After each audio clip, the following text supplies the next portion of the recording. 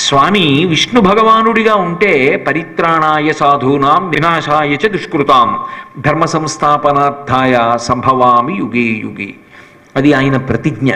అదే అమ్మవారిగా వస్తే దేవి భాగవతంలో యదా యథా హి సాధూనాం దుఃఖం భవతి దానవ తదా తేషాంచ రక్షార్థం దేహం సంధారయామ్యహం. అది తల్లి ప్రతిజ్ఞ. ఇద్దరిది పదములు మారుతాయి, ఒక్కటే ప్రతిజ్ఞ. ఎప్పుడెప్పుడు పరమ భాగవతోత్తములైన వాళ్ళు నన్ను ఒక రూపంతో చూడాలని కోరుకుంటారో అప్పుడు, ఎప్పుడు భక్తి కలిగినటువంటి వారిని చెనకడానికి భక్తి లేని వారు ఇబ్బంది పెడతారో అప్పుడు నేను ఒక రూపాన్ని ధరించి వచ్చి నా యొక్క భక్తులను ఆదుకుంటాను అంటుంది తల్లి. అందుకే ఆమె అనేక రూపాల్ని పొందింది, అనేక అవతారములు ఎత్తింది. ఆ అవతారములలో అనేక రకములైనటువంటి బాణములను ఉపయోగించింది ఆవిడ. అందులో మణులు కలిగినటువంటి బాణములు, మణులు పొదగబడినటువంటి బాణములు కూడా ఉంటాయి. కానీ సాధారణంగా మనం అన్వయం ఏమని చేస్తామంటే ఆవిడ చేతిలో బాణములు అన్నప్పుడు ఆమె యుద్ధం చేస్తున్నటువంటి స్వరూపం, ఆవిడ ధనుర్బాణములు పట్టుకుని శత్రువు మీద ఆమె ఆ వీరవిహారం చేస్తున్నటువంటి సన్నివేశాన్ని ధ్యానమునందు మనసులో భావన చెయ్యం. మనం దేన్ని భావన చేస్తాము అంటే ఎప్పుడూ కూడా పంచతన్మాత్రశాయక, ఆమె 5 పువ్వులను బాణంగా పట్టుకున్నటువంటి సన్నివేశాన్నే మనం భావన చేస్తాం. బాణము అనేటప్పటికీ పక్కనే గుర్తొచ్చేది ఏది అంటే ధనస్సు. ధనస్సు బాణము ఈ 2 కవల పిల్లలు లాంటివి. ఇవి ఒకదాన్ని విడిచి ఒకదాన్ని చెప్పం. ధనుర్బాణములు 2 చేతిలో ఉంటాయి. ధనస్సు చేతిలో పట్టుకుని బాణాలు లేకపోవడం, బాణాలు వెనకాత లేదు, అక్షయ బాణ తుణీరాలు కట్టుకుని చేతిలో ధనస్సు లేకపోవడం ఉండవు. ఈ 2 ఉంటాయి. అయితే సాధారణంగా శత్రు సంహారం చేసేటటువంటి వాళ్ళు చాలా బలమైనటువంటి ధనస్సు పట్టుకుంటారు. అందున దేవతా స్వరూపాలు పట్టుకునేటటువంటి ధనస్సులు సామాన్యమైనవై ఉండవు. ఏదో శ్రీ మహావిష్ణువు పట్టుకుంటే శార్ంగం అంటారు, అలాగే అర్జునుడు పట్టుకున్నవి గాంధీవం అంటారు, అలాగే పరమశివుడు పట్టుకుంటే పినాకం అంటారు.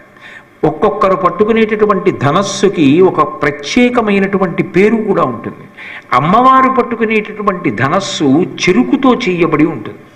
చెరుకుతో చేయబడినటువంటి ధనస్సు పట్టుకుంటుంది. అందుకే ఆ చెరుకు యొక్క స్పర్శ అమ్మవారి యొక్క తేజస్సుని అనుగ్రహిస్తుంది అని మనం సువాసిని పూజ చేస్తూ ఉంటాం. సువాసిని పూజ చేసినప్పుడు అమ్మవారిగా భావన చేసి కాదు నిజానికి పూజ. ఆవిడ్ని అమ్మవారు అన్న భావనతో చేస్తారు అని అనుకోకూడదు. సువాసిని పూజలో ఎందుకు పూజ చేస్తారు అంటే అమ్మవారి గుణములు అనేకము ఆమె యందు ప్రవేశించి ఉండి ఆమె యందు నిరూపణమయ్యాయి. ఈమె అమ్మవారి చేత అనుగ్రహింపబడింది. సువాసిని, సువాసిన్యర్చన ప్రీత. ఆమె గుణములు ఈమె యందు నిలబడి ఆమె అనుగ్రహాన్ని పొందిన తల్లి. అందుకని ఈమె పూజ ఆమె అనుగ్రహమునకు హేతు. మనం చూడండి లౌకికంగా ఏం చేస్తాం.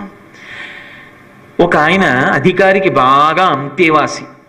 అధికారికి ఆయన అంటే చాలా ప్రీతి. ఎందుకు ప్రీతి అంటే ఆయన తలలో నాల్క, చాలా వినయం కలిగినవాడు, చాలా పనొచ్చినవాడు. ఆయన చాలా కష్టపడి పనిచేస్తాడు, వినయం కలిగినవాడు, ఎప్పుడూ ఎవరి గురించి ఏమీ చాడీలు చెప్పడు, ఇంకొకరు పని చేయకపోయినా తను చేసేస్తాడు. అటువంటి వాడు. అటువంటి వాడి మీద అధికారికి సహజంగా ప్రేమ ఉంటుంది కదా. ఆయన ఒక మాట చెప్తే వింటారు కదా. అధికారికి ఏనా మాట వస్తుందేమో, రేపు ఈ పని జరగకపోతే మా అధికారిని ఆ పై అధికారి ఏమైనా అంటారేమో అని ఇతను పని చేసేస్తాడు. ఇప్పుడు అధికారి యొక్క ప్రీతి ఇతని యందు ఉన్నది. ఇప్పుడు మనం అధికారితో పని ఉందనుకోండి, ఆయన దగ్గరికి వెడతామా? ఆయన ప్రీతి ఎవరి యందుందో వారి దగ్గరికి వెళ్ళాయా మీరు ఒక్క మాట చెప్పండి అని అడుగుతుంటామా? ఆయన్ని అడుగుతుంటాం. అమ్మవారు సువాసినులకు సువాసిని. ఆమె సువాసిని లక్షణములు కొన్ని వీళ్ళల్లోకి వచ్చేసాయి.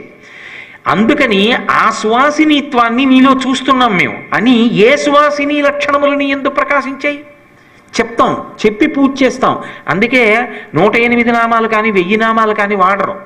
దానికి ప్రత్యేకం కల్పం ఉంది. అందులో కొన్ని నామాలు చెప్తారు. నువ్వు గురుభక్తి కలిగినటువంటి దానివి. గురుభక్తి అంటే భర్తకి గురువు ఉంటాడు, తనకి గురువు భర్తయే. కానీ భర్తకి గురువు తనకి పరమ గురువు. ఉపదేశం చేశారనుకోండి, తిన్నగా భార్యకి చేయరు ఉపదేశం, భర్తగారికి చేస్తారు. భర్తగారు కొంతకాలం అనుష్ఠానం చేసి జపం చేసి ఆ మంత్రాన్ని తన భార్యకు ఉపదేశం చేస్తాడు. అంటే ఇప్పుడు ఆమె గురుభక్తి కలిగినది. ఎవరి గురువు అంటే ఆమెకి తన భర్త యందు మొట్టమొదట భక్తి. ఆయన గురువు. యోమే భర్త సమయ గురు తం నిత్యం అనురక్తాస్మి యథారూపం సుమర్చల అంటుంది సీతమ్మ. ఆయన గురువు. ఆయన గురువు అయితే భర్త గారి గురువు తనకి పరమ గురువు. గురువు గారి గురువు కనుక పరమ గురువు కాబట్టి ఆ గురువు పట్ల మరింత గౌరవంతో ఉంటుంది, ఇంకా ఇంకా గౌరవంతో ఉంటుంది. అందుకని నువ్వు గురుభక్తి కలిగిన దానివి. మాన్యా గురు వినీతస్య లక్ష్మణస్య గురుప్రియ ఇది సీతాపి దుఃఖార్త కాలోహి దురతిక్రమ అంటారు వాల్మీకి మహర్షి సుందరకాండలో. కాబట్టి నువ్వు గురుభక్తి కలిగిన దానవు. నీకు శాస్త్రముల పట్ల అనురక్తి ఉంది. నువ్వు ఇంటికొచ్చిన వారికి అన్నం పెట్టడంలో అపారమైన ప్రీతి కలిగిన దానివి. చాలా వినయం కలిగినటువంటి దానివి.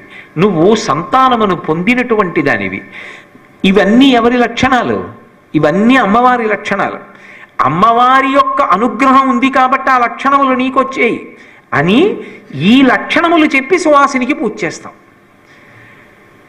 ఈ లక్షణములన్నీ సువాసినికి వచ్చాయి అని చెప్పి పూజ చేసినప్పుడు ఆ సువాసిని ఎవరిప్పుడు? ఆమె అమ్మవారి యొక్క ప్రతినిధి. బింబ ప్రతిబింబ న్యాయంగా ఆమె యొక్క అనుగ్రహం అంతా ఆమె యందు రాశీభూతమైంది. అందుకని చేతికి చెరుకు కర్రిచ్చి కూర్చోబెట్టి పూజ చేస్తాం. ఇది దానికి సంకేతం. మీరు ఇటువంటి స్థితిని పొందినవారు స్మా, అందుకని మీకు ఇంత గౌరవం ఇస్తున్నాం సభలో అని చెప్పడానికి ఓ చెరుకు కర్ర ఇచ్చి పూజకి కూర్చోబెడుతూ ఉంటారు. ఇచ్చుదండం అంత శక్తివంతమైనది. అమ్మవారు చెరుకు విల్లు పట్టుకుంటుంది. ఏమిటి చెరుకు విల్లు ప్రత్యేకత అంటే చెరుకు విల్లుగా ప్రత్యేకత కాదు, అది చేయి మారితే ప్రత్యేకత. ఎందుకని? ఈ చెరుకు విల్లు కానీ 5 పుష్పబాణములు కానీ యథార్థమునకు అమ్మవారివి కావు. అవి ఎవరివి అంటే మొట్టమొదట మన్మధుడివి. మన్మధుడు చెరుకు విల్లు పట్టుకుంటాడు, 5 పుష్పబాణములు పట్టుకుంటాడు. అందుకే ధన పౌష్పం మౌర్వీ మధుకరమయీ పంచవిశిఖ వసంతు సామంతో మలయ మరుదాయోధనరథ తథాప్యేక సర్వం హిమగిరిసుతే కామపి కృపాం అపాంగత్తే లబ్ధ్వా జగదిదమనంగో విజయతే అంటారు సౌందర్యలహరిలో శంకరాచార్యులు వారు. ఈ 5 పువ్వుల బాణాలు ఈ చెరుకు విల్లు పట్టుకుంటాడు. చెరుకు విల్లు ఎక్కడ చూడండి తీయగా ఉంటుంది. ఆ 5 పుష్పబాణములను వేస్తూ ఉంటాడు మన్మధుడు. మన్మధుడి చేతిలో చెరుకు విల్లు పుష్పబాణాలు ఉండి మన మీద పడుతున్నంతసేపు కూడా మనకి విషయములన్నీ సుఖంగా కనపడుతుంటాయి.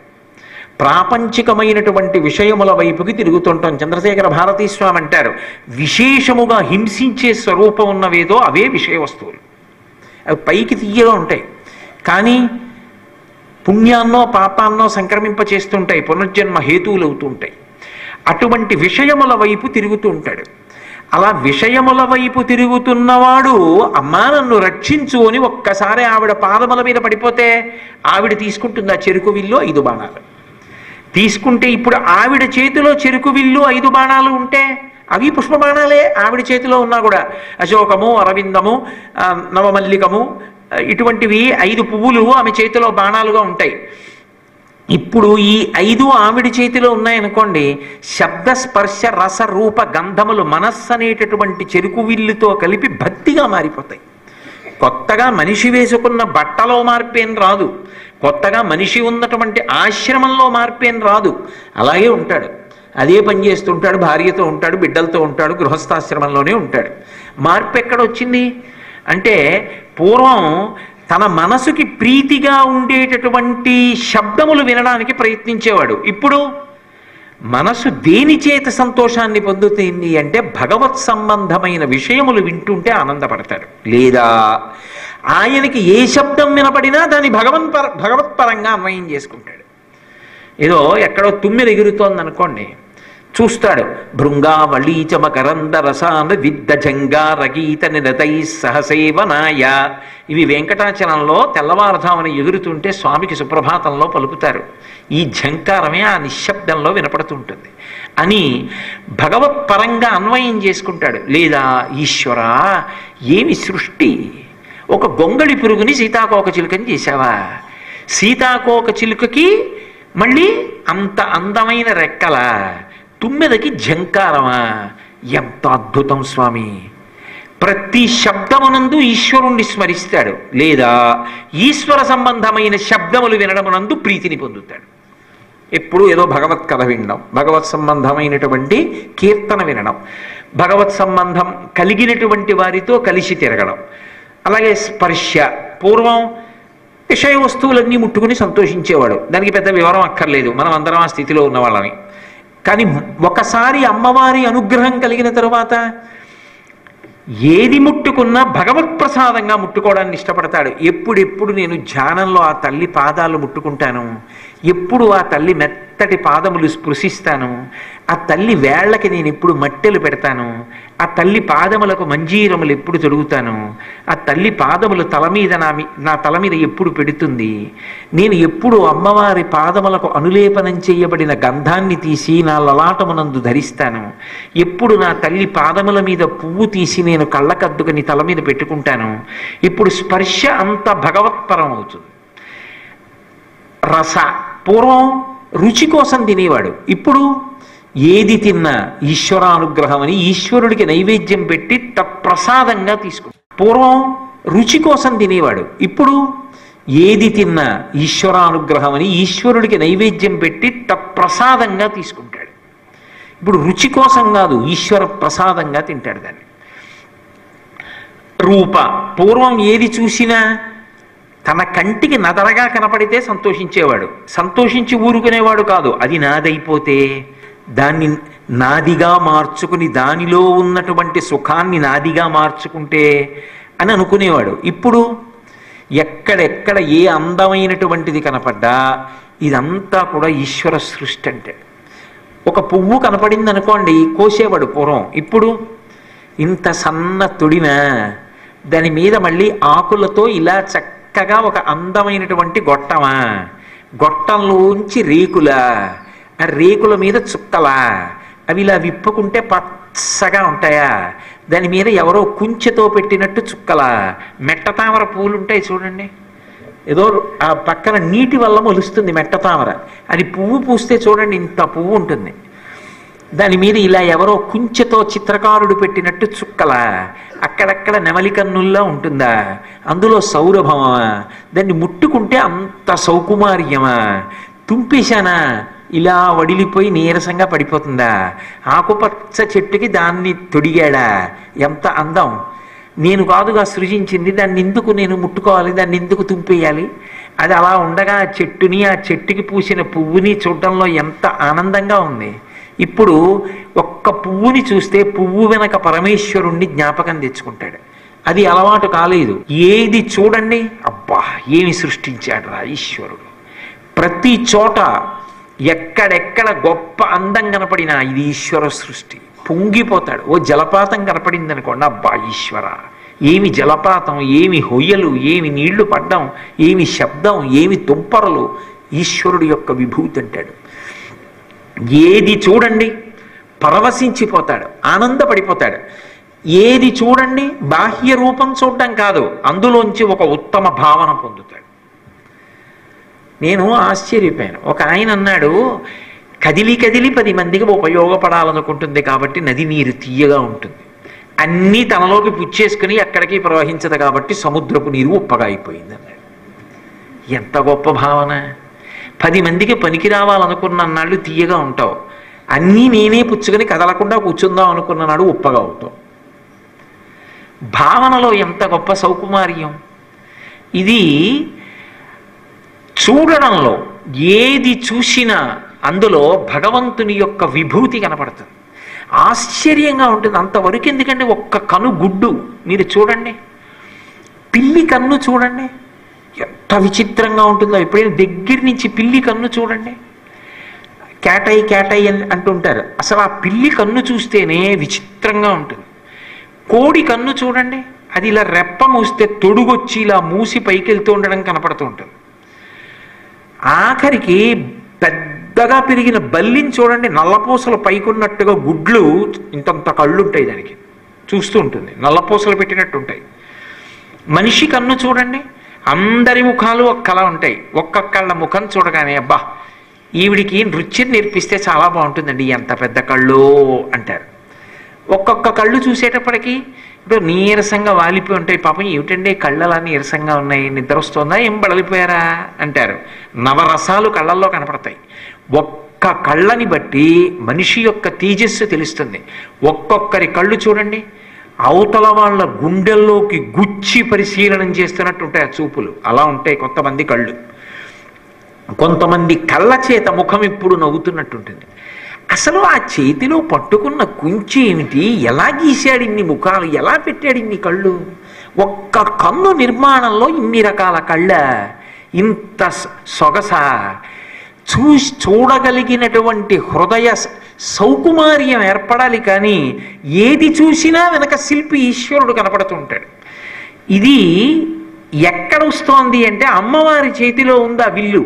అందుకని ఇప్పుడు అది విషయ వస్తువుల యందు తీపి కాదు, అంతటా భగవద్భావన అన్న మాధుర్యం నిండిపోయి ఉంటుంది. కాబట్టి శబ్ద స్పర్శ రస రూప గంధ, ఏ వాసన చూడండి, ఎలాగండి ఇలా పెడతాడైనా, ఎలా తీసుకొస్తాడు ఇంత ఓ చిన్న పుల్ల ముక్క, అది పైకి ఇలా తిప్పి చూస్తే ఎప్పుడు కోసిన ముక్కో ఎండిపోయి ఉంటుందా, దాన్ని తీసుకెళ్ళి బండరాయి గరుగ్గా ఉందా, కాసి నీళ్ళ చుక్కలు చల్లి ఇలా దాన్ని అరగదీస్తుంటే అరిగిపోతుంటే ముద్ద అయితే అందులోంచి అంత సువాసన. ఇంత ఎండిపోయిన కర్ర నీళ్లతో కలిపి రుద్ది తీసింది ఇలా చర్మం మీద రాసుకుంటే చల్లతనమా, అది పరమేశ్వరుడికి అలదితే కీర్తన వచ్చేసిందా, చందన చర్చిత నీలకళేబరా అని. ఏ రూపానికైనా చందనం అలంకారమా, ఇంత సొగసైన చందనమా. ఈ చందనపు చెట్టుకో తొర్రలో మళ్ళీ ఒక ఆడ నాగు పాము పడుకుంటుందా, అక్కడికి వెళ్ళి హరిచందన కోటరమనకు బోవునాగ తరుణియ బోలెన్ అంటారు నందితిమ్మన గారి పారిజాతాపహరణంలో. ఎర్ర చందనపు చెట్టు యొక్క తొర్రలో ఆడ త్రాచుపాము పడుకుంటుందట, సత్యభామ అలా వెళ్ళింది అన్నారు కోపగృహానికి. కాబట్టి ఇంత అందమా, ఓ ఎండిపోయిన మొక్క ఎన్నేళ్ళు అలా ఎండిపోయి ఉన్నా నీళ్లు తగిలి అరగదీస్తే అందులోంచి సువాసన. ఒక సంపంగి పువ్వు ఏం వాసన, సాయంకాలానికి విచ్చుకునే మల్లెపువ్వు ఏం వాసన, జాజి ఏమి సువాసన, ఒక వాసనలా ఒక వాసన ఉండదు. ఒక గులాబీ ఎంత సువాసన. ఏమి ఈశ్వరుని యొక్క సృష్టి, ఎక్కడ ఏ వాసన కనపడ్డా ఈశ్వర ఏమి మహత్కార్యం, ఏమి అపురూపమైన శిల్పివి, ఏమిటి విశేషం. కాబట్టి ఈశ్వర ఇన్ని సువాసనలా. కాబట్టి ఏ వాసన చూసినా ఈశ్వరపరం అవుతుంది. ఇప్పుడు మనస్సు ఏమైంది, విషయ వస్తువుల యందు తిరగట్లేదు, ఏది చూసినా ఈశ్వరుడితో అన్వయం అవుతోంది. ఇది మన్మధుడి చేతిలో ఉంటే పునర్జన్మ హేతు అవుతుంది విషయ వస్తువులను అనుభవించి, అమ్మవారి చేతిలో ఉంటే భక్తి పాశములు పడి దగ్గరికి లాక్కుంటుంటుంది ఆవిడ పాదముల వైపు. నిరంతరం మనస్సు యొక్క భావన భగవంతుని వైపుకి తిరిగిపోతూ ఉంటుంది. ఏం చూసినా ఏం చేసినా అవే అటువైపే ఆలోచన వెళ్ళిపోతూ ఉంటుంది. అలా వెళ్ళిపోయేటట్టు చెయ్యగలిగినటువంటి ధనుర్బాణములను ఆవిడ చేత్తో పట్టుకుంది. కాబట్టి కాల ఫణిపాశ బాణ ధనురంకుశ మరుణమేఖలాం అంకుశ. అమ్మవారు అది రాగస్వరూప పాశాఢ్య అయితే క్రోధాకార అంకుశోజ్వల, పైన పట్టుకునేటటువంటి రెండు చేతుల్లో ఒక చేతిలో అంకుశాన్ని పట్టుకుంటుంది, అది క్రోధాకార అంకుశోజ్వల. అంకుశము అన్నది ఎవరి విషయంలో ఉపయోగిస్తారు? అంకుశము అంటే కుక్కని కొట్టడానికి వాడతామండి, ఓ అంకుశం చేసిస్తే మా ఇంట్లో పిల్లిని కొడతామండి అందరూ. అంకుశము దేని కొరకు? ఏనుగుని నియంత్రించడానికి వాడతారు. ఏనుగు అన్నది పోలికలో ఎప్పుడు వాడతారు? చాలా పెద్దదనుకోండి, ఏనుగంత ఉన్నాడంటారు. ఆయన నిజంగా అంత ఉన్నాడో లేదో కానీ ఏనుగంత ఉన్నావు, బుద్ధి లేదురా నీకు అంటారు. ఏనుగంత తింటాడండి అంటారు. ఏనుగంత బుద్ధి అండి, ఏనుగంత ఉందండి ఆయన దగ్గర. ఏనుగంత అంటే చాలా పెద్దది. క్రోధాకారాంకుశోజ్వల, అంకుశం క్రోధంతో కలిపారు. ఎందుకని? కోపం వస్తే అలా ఉంటుంది, దాన్ని నియంత్రించాలి. కానీ నిప్పురవ్వగా పుడితే భగ్గున మంటగా పెరిగిపోవడానికి క్షణం పట్టదు. ఎంతో పరిశీలన ఉన్నవాడు, తనని తాను నియంత్రించుకోగలిగిన వాడైతేనే. కాసేపు దాన్ని ఎక్కడి వరకు అవసరమో అక్కడ వరకు సాధనంగా వాడుకొని నోటి వెంట రాకూడని మాట రాకుండా మాట్లాడి విడిచిపెట్టేసి వెంటనే తరువాతి కార్యంలోకి వెళ్ళిపోగలడు. లేకపోతే అది వశం చేసుకుందా ఇక తర్వాత మాట కూడా మీరు మాట్లాడలేరు, ఊగిపోతాడు మనిషి.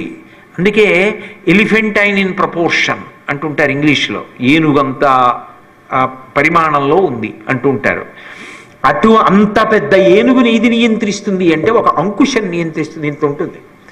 ఇంగ్లీష్లో స్మాల్ హెచ్ రాస్తారే, ఆ హెచ్ ఎలా ఉంటుందో అంకుశం అలా ఉంటుంది. మీరు ఎప్పుడన్నా చూశారో లేదో. అంకుశం అంటే ఏనుగు వణికిపోతుంది. ఎందుకంటే అది పెట్టి ఇక్కడ పొడుస్తారు, కుంభస్థలంలో పొడుస్తారు. ఎంత బాధో ఏనుగుకి, అందుకే లొంగిపోతుంది.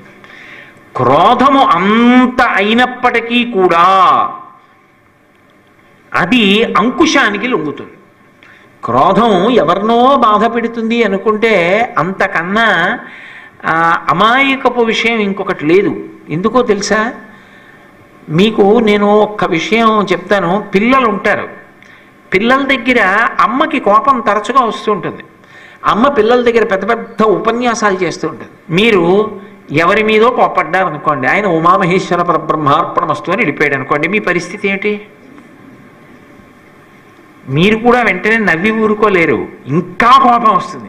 బుద్ధి ఉందా లేదా అండి, తిడుతుంటే అలా వెళతాడేంటండి అంటారు. అందుకే కోపమును నిగ్రహించడానికి సాధనం ఒక్కటే చెప్తుంది శాస్త్రం. ఎందుకు కోపపడుతున్నావు? అవతలవాడు తప్పు చేశాడని. మంచిదే, నువ్వు ఎప్పుడు తప్పు చేయలేదా? నువ్వు ఎప్పుడు తప్పు చేయకపోతే కోప్పడు. బెబ్బే తప్పు చేయకపోయాడండి, నేను తప్పు చేసిన వాడినే. అయితే ఏ తప్పు జరిగిందో దిద్దడానికి కోప్పడంతే, అంతవరకు. అది ఎంతవరకు అవసరమో అంతవరకు కోప్పడు. గుర్తింపబడింది తప్పు, వెంటనే వదిలే, అంతే అంతే. సాధనంగా వాడు, అంతకు మించొద్దు. ఇది కోపాన్ని నియంత్రించుకునేటటువంటి విధానం. రెండు, కోపముతో మీరు ఏది సాధిద్దాం అనుకుంటారో అది మీరు సాధించగలరు అని విశ్వసించడం చాలా కష్టం. కానీ ప్రేమ చేత మాత్రం ఏదైనా సాధించవచ్చు. మీరు ప్రేమ చేత సాధించలేనిదన్నది లోకంలో ఉండదు. అందుకే మీరు చూడండి, ఎంత తప్పు చేసిన వాడు కానివ్వండి, అయ్యా నిజమే నేను తప్పు చేశాను, మీరు తండ్రి లాంటి వారు కాబట్టి పెద్ద మనస్సుతో ఆలోచించి నన్ను క్షమించండి అని ఒక్క మాట అన్నాడు అనుకోండి, ఇక సాగ తీయడానికి వీల్లేదు. పోన్లే ఇంకెప్పుడు చేయకు. ప్రేమతో మీరు ఒక విషయాన్ని చెప్పారనుకోండి, అది ఉద్విగ్నతని కల్పించదు. కోపం అన్ని వేళలా ఫలితాన్ని సాధిస్తుందని చెప్పడం కుదరదు, ప్రేమ సాధిస్తుంది. అందుకే అమ్మవారు కోపాన్ని నియంత్రించుకునేటటువంటి శక్తిని ఇస్తుంది.